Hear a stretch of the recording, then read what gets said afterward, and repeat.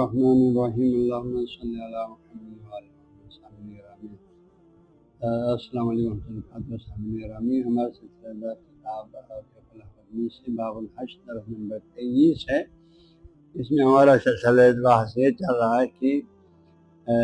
آپ نے جب احرام باندھا تو حج محرم حج یا محرم عمرے پر 14 چیزیں حرام ہو جاتی ہیں۔ اب جو ہے اگر آپ ان میں سے کسی ایک مرتکب ہو گیا تو آپ پر مختلف قسم کے کفارات ہیں، فدیے ہیں، تو ان کے ایک تفصیلی بحث ہو گیا۔ اب اس سے آگے فرماتے ہیں اگر ایک شخص جو عمرہ کرنے والا ہے، ایک شخص صرف عمرہ کرنے والا ہے، ایک شخص جو صرف حج افراد کرنے والا ہے، ان چیزوں میں سے، ان حرام چیزوں میں سے ایک مرتکب ہو جائے تو اس کا کیا حکم ہے۔ اور ایک وہ شخص جو حج قران کے احرام باندھا ہوا ہے، اس نے ایک ہی احرام میں حج بھی کرنا ہے، عمرہ بھی کرنا ہے، اس شخص سے یا عمرہ کرتے ہوئے یا حج کرتے ہوئے احرام کی حالت میں اگر ان حرام چیزوں میں کسی کا مرتکب ہو گیا ہے تو اس کے کیا حکم ہے۔ ایک آج کی اس بات درس میں یہ پڑھیں گے۔ تو ہے اس میں جو ہے قربانی کا حکم، یعنی عام جو قربانی اضحیہ جو ہم کہا جاتا ہے، پوری دنیا میں جو عید قربان کے دن جو ہے عید الاضحیٰ کے عنوان سے ہم جو مناتے ہیں، عبادتیں ہیں، نمازیں ہیں، اس دن کی قربانی کے احکام بھی اسی درس میں ہوں گے۔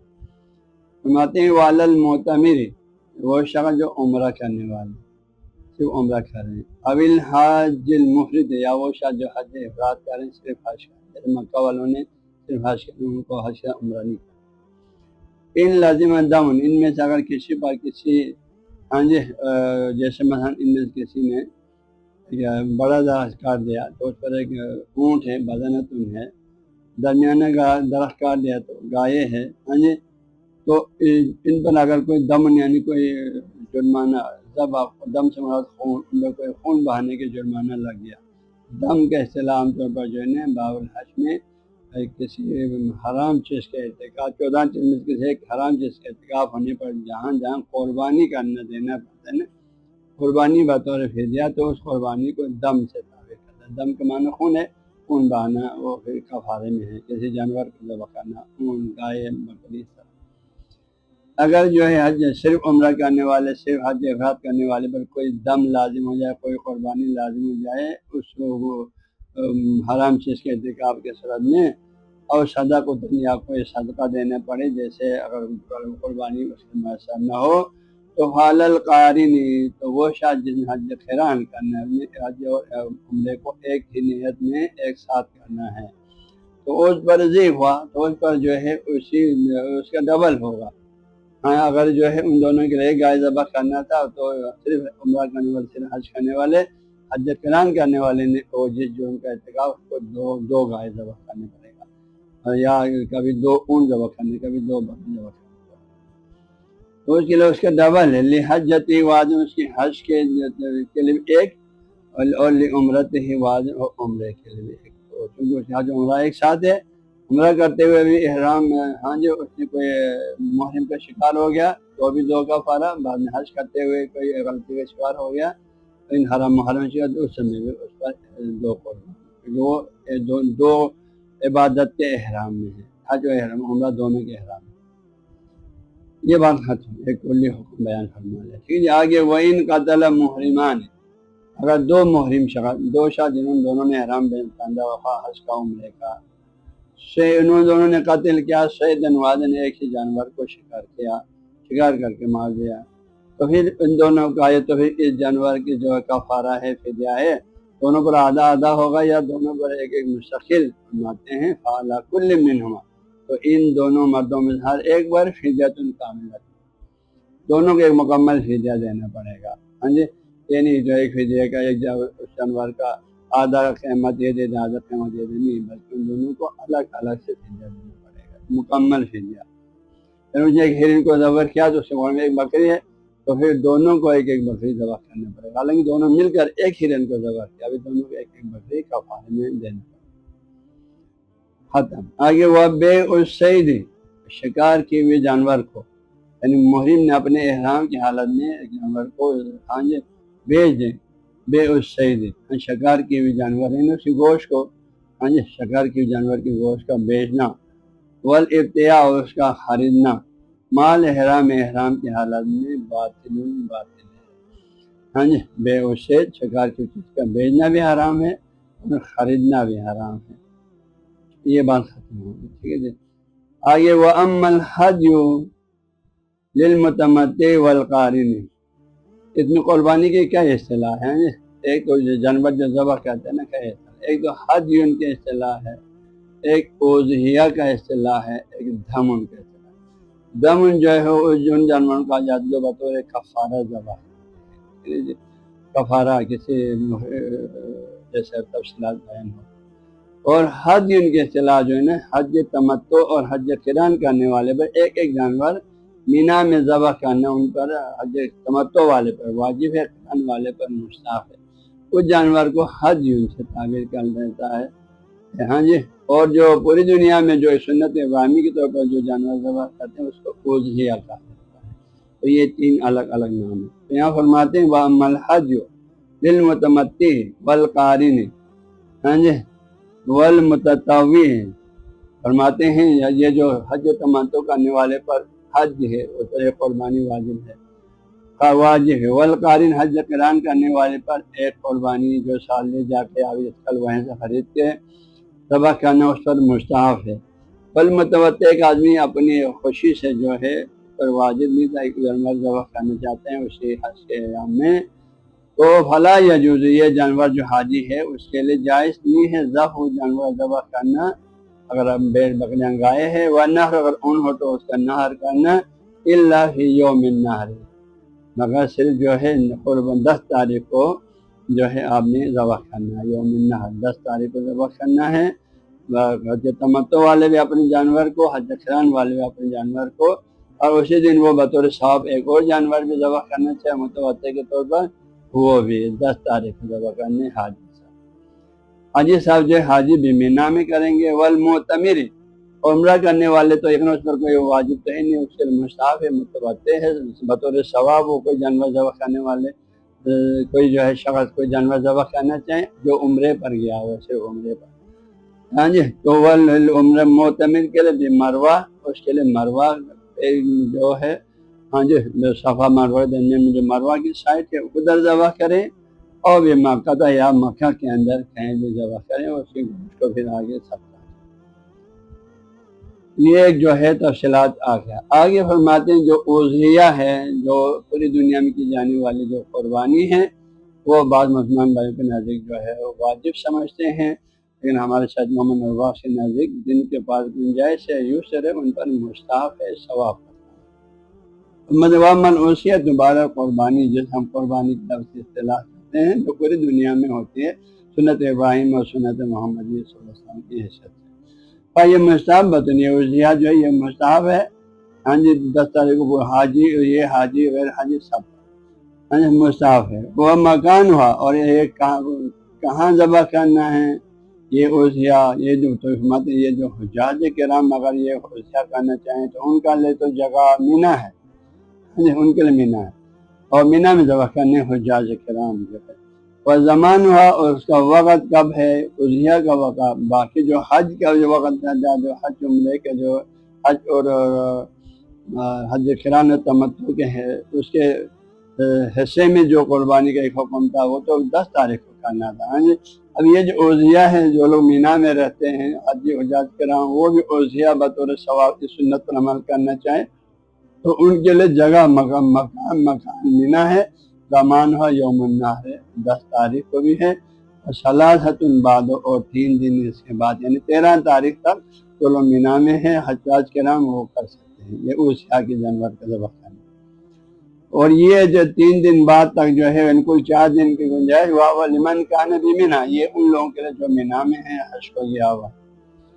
وفی الامصار، باقی دنیا کی مختلف شہروں میں، خود سعودی عرب کی مختلف شہروں میں یوم النحر ان کے لیے کیا وہ 10 تاریخ کا ہے یوم النحر، اور یومان اور 2 دن اس کے بعد، اس کے بعد یعنی کل 3 دن 10 11 12، تو ان 3 دنوں میں یہ اضحیہ کا عمل کریں گے، یہ جانور ان 3 دنوں میں ذبح کر سکتے ہیں، 10 تاریخ کو بھی 11 12۔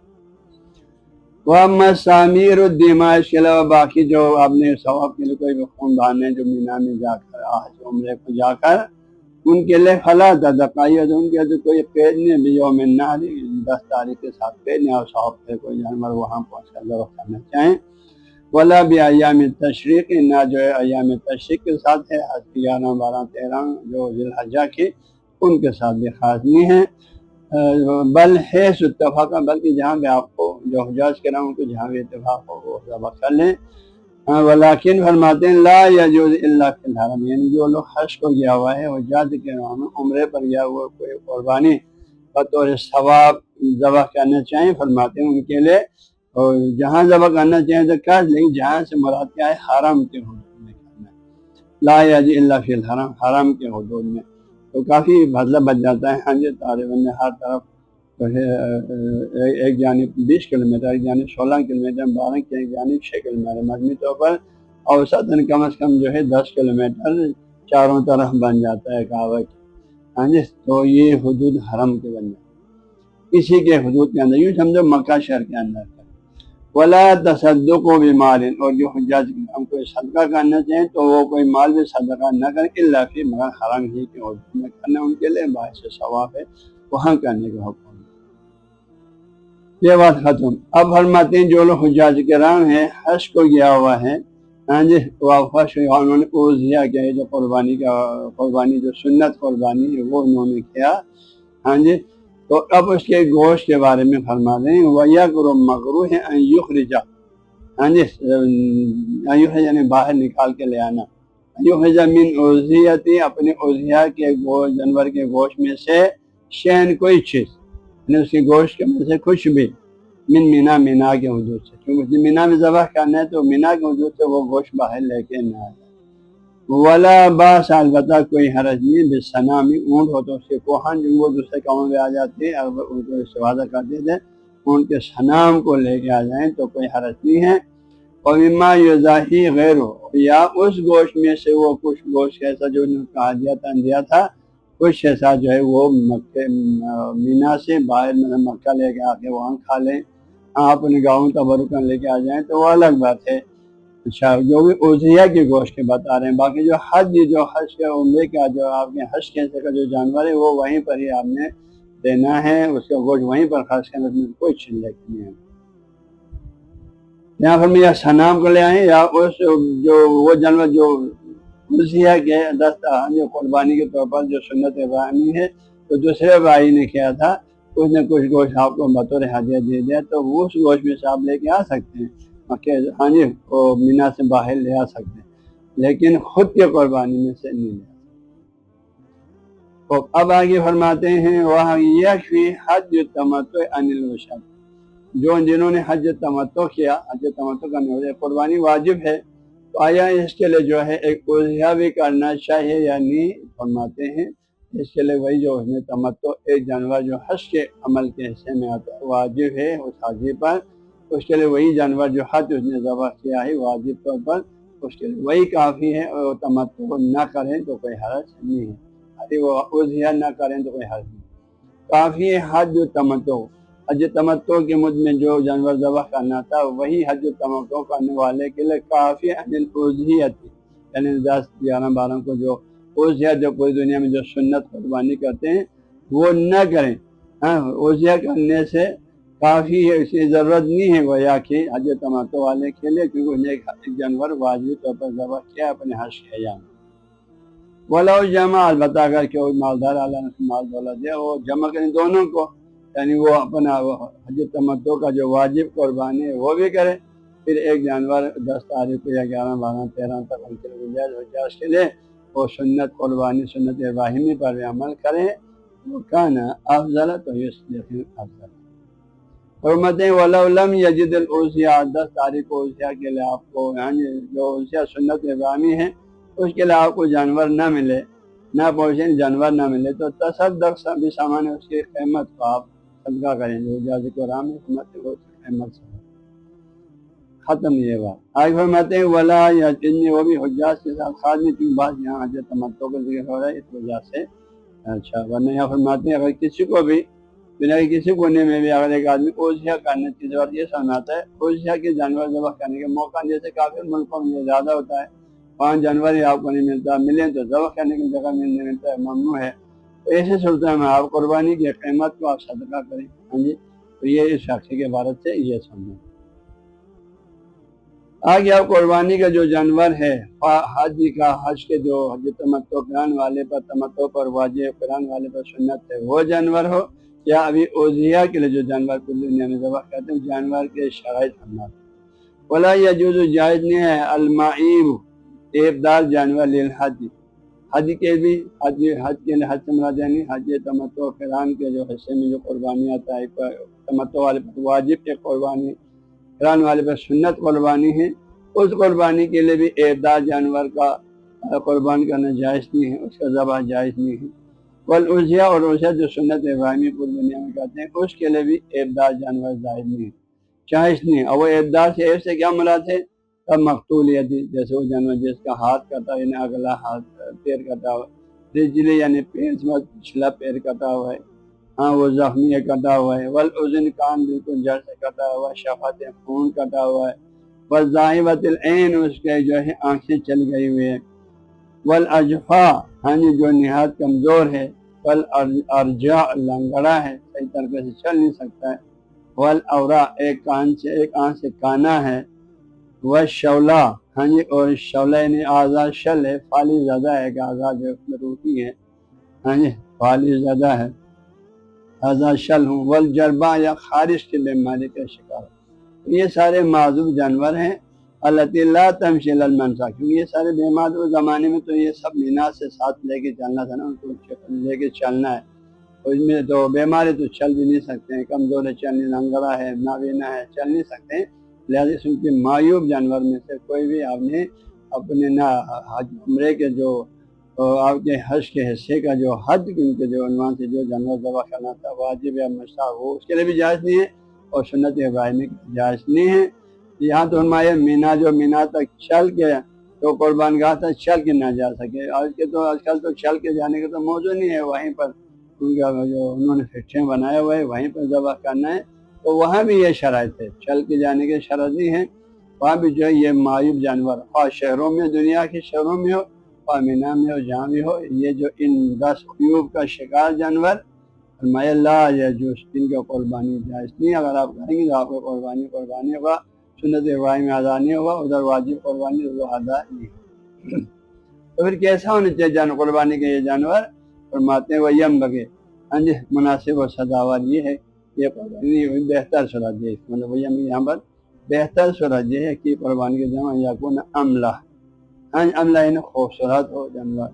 اقرانہ سنگار ہو وہ جانور، موجون موٹا تازہ ہو، ٹھیک ٹھاک گوشت ہو، بہت کمزور ہو، بالکل صرف ہڈیاں ایسا نہ ہو، موجود پرگوش ہو، تو 3 شکل بتایا، خوبصورت ہو، سنگار ہو اور پرگوش ہو، یہ ہو تو یہ سزاوار ہے، بہتر یہ ہے کہ یہ سب خوبصورت جانور کو ذبح کرے، کیونکہ آپ نے آیت میں پڑھا اللہ تنالوا البر حتی تنفقوا مما تحبون ہے نا، اللہ کے راستے میں اپنی پسندیدہ چیز کو آپ جب تک ذبح نہیں کریں گے، خرچ نہیں کریں گے، ہاں جی آپ نیکی کے مقام پہ بر کے مقام پہ نہیں پہنچ سکتے ہیں، ایسے یہاں پر بھی اپنی پسندیدہ جانور کو ذبح کریں گے، جتنا پسندیدہ جانور خوبصورت جانور پرگوش جانور اتنا ہی قیمتی ہوگا، تو اس حساب سے آپ کو ثواب بھی زیادہ ہوگا، قربانی کا حکم بھی ادا ہوگا۔ فرماتے ہیں آگے رسول اللہ کی سیرت بیان کریں، وکان رسول اللہ صلی اللہ علیہ وسلم، اللہ کے پیارے نبی صلی اللہ علیہ وسلم جو ہے آپ یوزاہی آپ بھی قربانی فرماتے تھے، اقرنین 2 سینگدار جانور موجوعین پرگوش، ہاں جی آپ 2 پرگوش جو ہے 2 جانور ذبح کرتے تھے،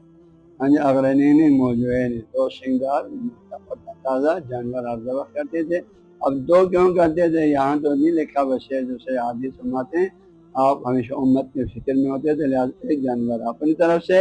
ایک جانور امت کی طرف سے ان کی مغفرت کے لیے آپ ذبح کرتے تھے۔ چنانچہ حضرت علیہ السلام کے بارے میں یہ روایت ہے آپ بھی 2 جانور ذبح کرتے فرماتے، ایک رسول اللہ کے لیے آپ کے سال ثواب کے لیے رکھے، اور ایک جو ہے اپنی طرف سے۔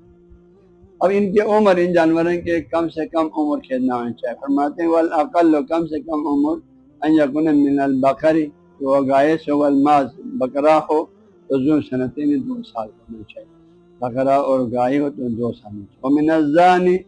اور بیڑو دونوں ہے نر مادہ،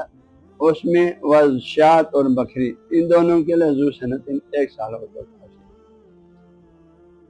ومن الابل، اون میں سے ذو ثلاث، اون میں کم سے کم 3 سال کا ہونا چاہیے، 3 سال کا ہو۔ یہ بات ختم ہو اونٹوں کے ان کے عمر بھی بتایا جائے، ٹھیک ہے جی۔ باقی فرماتے ہیں وَيَغْرُ مَكْرُوهِ أَنْ يُؤْتِيَ، یہ کہ ادا کرنا، دے دینا اجرت جزا یعنی قصائی، قصاب جو آپ کے جانور کو ذبح کرنے کے لیے لاتے ہیں، کہ خود ذبح کا جب ایک قصاب آپ نے بلایا تو اس کو اجرت جو ہے آج فرماتے ہیں مکروہ ہے اس کو اجرت دینا، مین ہے اسی قربانی کے گوشت میں سے، یعنی اسی قربانی کے گوشت میں سے کچھ ایسا اس کو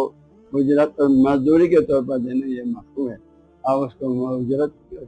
پیسوں کی شکل میں، کسی اور چیز کی شکل میں دے دیں۔ اور یہ جو قربانی کے گوشت ہے اس کا اپنا ایک الگ حکم ہے، 3 حصہ کرنا ہے، ایک حصہ اپنے گھر والوں کے لیے، یہ بچوں کے لیے، خود کے لیے ایک حصہ ہدیہ کرنا ہے، اور ایک حصہ جو آپ نے صدقہ کرنا ہے غریب غربا پورا مساکین میں، لہٰذا یا خیراتی چیزوں میں، لہٰذا اس گوشت میں سے آپ اجرت قصاب کو اجرت اس گوشت میں سے دینا مکروہ ہے، مطلب یہ صاحب کے قربانی کے ثواب میں کمی آئے۔ نیٹ بخشیہ 365 کو ڈاؤن لوڈ کرنے کے لیے گوگل پلے اسٹور پر جا کر نیٹ بخشیہ 365 لکھیں، بالکل مفت اور فری دستیاب ہے۔